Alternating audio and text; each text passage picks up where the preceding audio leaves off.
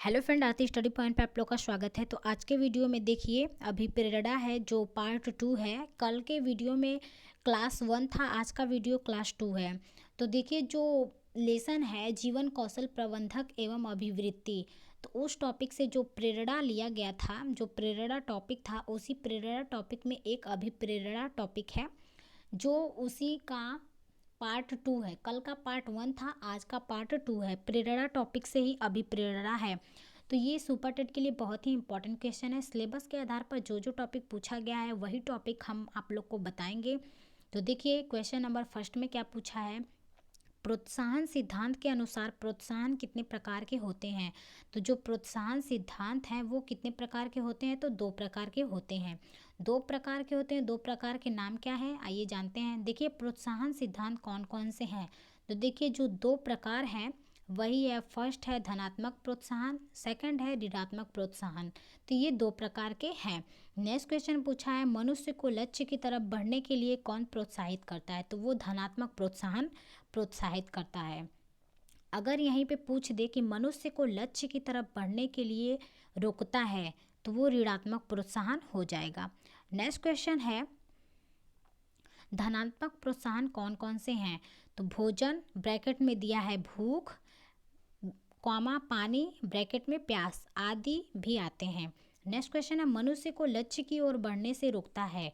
देखिए अभी हम ऊपर बताए हैं कि अगर मनुष्य को लक्ष्य की ओर प्रेरित करता है तो वो धनात्मक होगा, अगर प्रेरित नहीं करता है तो वो ऋणात्मक होगा।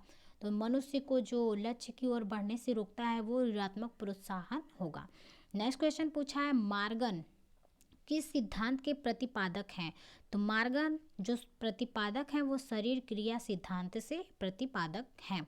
नेक्स्ट क्वेश्चन है किस सिद्धांत के अनुसार मनुष्य में अभिप्रेरणा किसी बाह्य उद्दीपन द्वारा उत्पन्न नहीं होती बल्कि उसके शरीर के अंदर के तंत्रों में होने वाले परिवर्तन के कारण उत्पन्न होती है। तो कौन सी हैं वो शरीर क्रिया सिद्धांत हैं। नेक्स्ट क्वेश्चन पूछा है मांग सिद्धांत के प्रतिपादक कौन है। तो मांग सिद्धांत के जो प्रतिपादक हैं वो अब्राहम मैस्लो हैं, जो मांग का सिद्धांत दिए हैं। कौन दिए हैं, अब्राहम मैस्लो ने मांग का सिद्धांत दिया है। नेक्स्ट क्वेश्चन है किसी सिद्धांत के अनुसार मनुष्य का व्यवहार उसकी आवश्यकताओं से प्रेरित होता है। तो वो मांग का सिद्धांत से अभिप्रेरित होता है जो अब्राहम मैस्लो ने दिया है। नेक्स्ट क्वेश्चन है किसी मनोवैज्ञानिक के अनुसार मनुष्य जब तक एक स्तर की आवश्यकता को पूरा नहीं कर लेता दूसरे स्तर की आवश्यकता की पूर्ति की ओर नहीं बढ़ता है। तो वो कौन बोले हैं, अब्राहम मैस्लो ने। नेक्स्ट क्वेश्चन है अभिप्रेरणा के 4 तत्व कौन कौन से हैं। तो अभिप्रेरणा के जो 4 तत्व हैं वो कौन कौन से हैं। तो पहला आवश्यकता है, दूसरा अंत नॉर्द चालक दोनों हैं, तीसरा प्रोत्साहन है, चौथा जो है वो प्रेरक अंत नॉर्थ है। नेक्स्ट क्वेश्चन पूछा है ये अंत नॉर्थ नहीं है, बस प्रेरक है। नेक्स्ट क्वेश्चन पूछा है आवश्यकता जन्म देती है, तो अंत नॉर्थ देती है। नेक्स्ट क्वेश्चन पूछा है मैस्लो ने प्रेरण को कितने भागों में वर्गीकृत किया है। तो वो 2 भागों में वर्गीकृत किया है। नेक्स्ट क्वेश्चन है मैस्लो के अनुसार 2 अभिप्रेरण कौन से हैं। तो जो 2 अभिप्रेरण हैं, पहला है जन्मजात अभिप्रेरण, दूसरा है अर्जित अभिप्रेरण। सेकंड क्वेश्चन है थॉमसन द्वारा अभिप्रेरक को कितने भागों में वर्गीकृत किया गया है। तो थॉमसन द्वारा जो अभिप्रेरक है कितने भागों में वर्गीकृत है। तो देखिए 2 भाग में है। पहला है स्वाभाविक अभिप्रेरण, दूसरा है कृत्रिम अभिप्रेरण। नेक्स्ट क्वेश्चन है गैरेट ने अभिप्रेरण के कितने प्रकार बताए हैं। तो 3 प्रकार बताए हैं। नेक्स्ट क्वेश्चन है गैरेट के अनुसार अभिप्रेरण कौन कौन से हैं। तो गैरेट के अनुसार जो अभिप्रेरण हैं वो कौन कौन से हैं। तो पहला है जैविक अभिप्रेरण, दूसरा है मनोवैज्ञानिक अभिप्रेरण, तीसरा है सामाजिक अभिप्रेरण। नेक्स्ट क्वेश्चन है सामान्य रूप से अभिप्रेरण कितने प्रकार का है। तो वो 6 प्रकार के हैं। जन्मजात प्रेरक हैं। जन्मजात कौन कौन से हैं। तो देखिए भूख, प्यास, काम, निद्रा, विश्राम। तो ये क्या है, जन्मजात प्रेरक है। नेक्स्ट क्वेश्चन पूछा है रुचि आदत सामुदायिक किसके अंतर्गत आते हैं?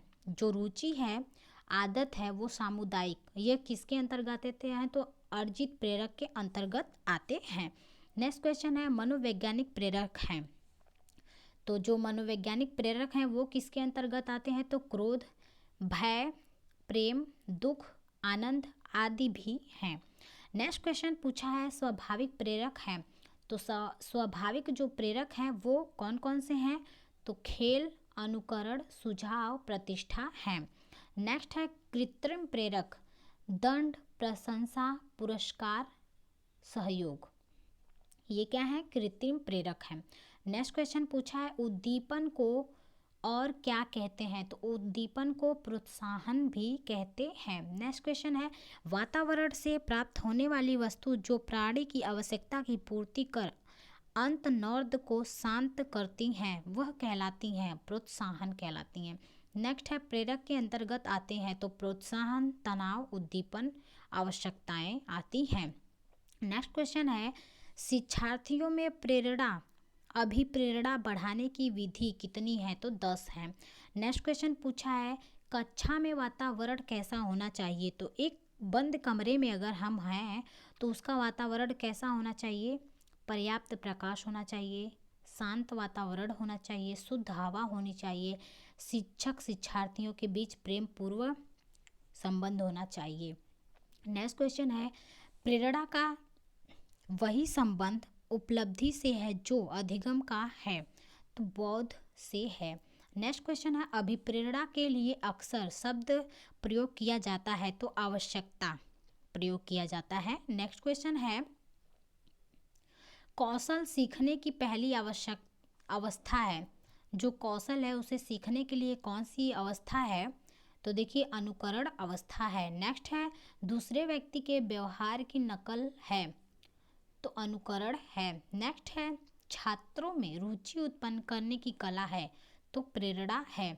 नेक्स्ट है मनोवैज्ञानिकों ने मनुष्य को क्या माना है? यंत्र माना है। नेक्स्ट क्वेश्चन है अभिप्रेरणा स्वास्थ्य सिद्धांत प्रतिपादित किया है तो कौन प्रतिपादित किए हैं? तो फ्रेडरिक हर्बर्ग ने किया है। नेक्स्ट क्वेश्चन है अभिप्रेरणा में उद्दीपन अनुक्रिया सिद्धांत दिया है तो स्किनर ने दिया है। नेक्स्ट क्वेश्चन है स्किनर के उद्दीपन अनुक्रिया सिद्धांत का संबंध है किससे है? तो अभिप्रेरणा से है। नेक्स्ट है अभिप्रेरणा की शारीरिक तथा मनोवैज्ञानिक दशाएं हैं जो किसी कार्य को करने के लिए प्रेरित करती है, यह परिभाषा है। तो यह परिभाषा किसने दिया है? तो मैकडूगल की है। नेक्स्ट क्वेश्चन है अभिप्रेरणा एक कोई भी विशेष आंतरिक कारक अथवा दशा है जो क्रिया को आरंभ करने अथवा बनाए रखने को प्रवृत्ति होती है। यह परिभाषा किसने दिया है? तो यह परिभाषा गिलफोर्ड ने दिया है। धन्यवाद दोस्तों, वीडियो पसंद आए तो लाइक, सब्सक्राइब और ग्रुप में शेयर करना ना भूलें। वीडियो देखने के लिए थैंक यू।